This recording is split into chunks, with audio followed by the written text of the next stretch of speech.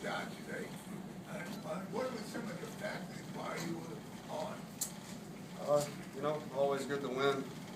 I think after that seventh inning that I went out there, it's sort of going inning for inning by both guys running out there, so it's tough. And each out that you do get going up to that point, you just don't want runners to get on because all it takes is one pitch, like you saw. So it's fun games to pitch in, especially whenever you come out on top in the end. But I just didn't really have one thing that was working the whole day. I was up in the zone.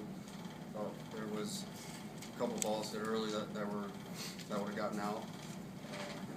They stayed in the park. So other than that, it was sort of a grind there for a little bit.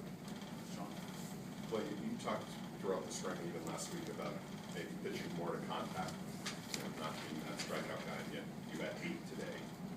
How did that happen? Was there a particular pitch that you used to put away people today?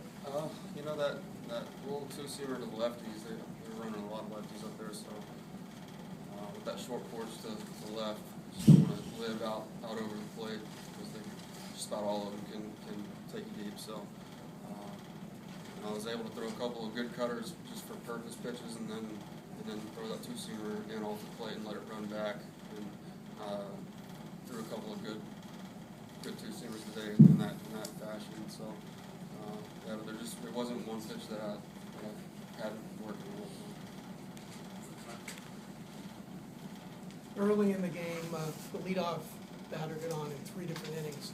How difficult is that, and how does that affect in the long run?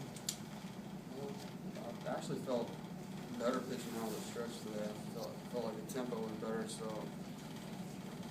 obviously you don't want runners on base because that leads to multiple things, but being able to sort of slow the game down in that way is taking some moving parts out of it and being set over the rubber and throwing pitches. I don't know what the reason was. I felt better out of the stretch, but felt more under control. And, it makes it stressful to have runners on base all the time, but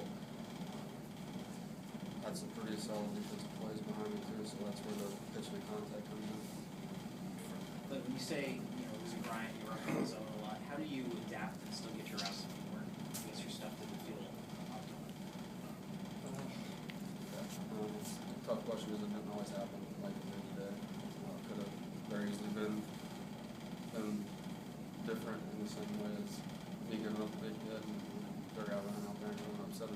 So I guess I felt like there for a while. I had first pitch strike was good for me, and I was able to get some swings and misses on some pitches that were out of the zone. So that always helps. But yeah, I just felt like I was 0-2 to 2-2 and then 2-0 to 2-2 all day today. So it was some high stress pitches.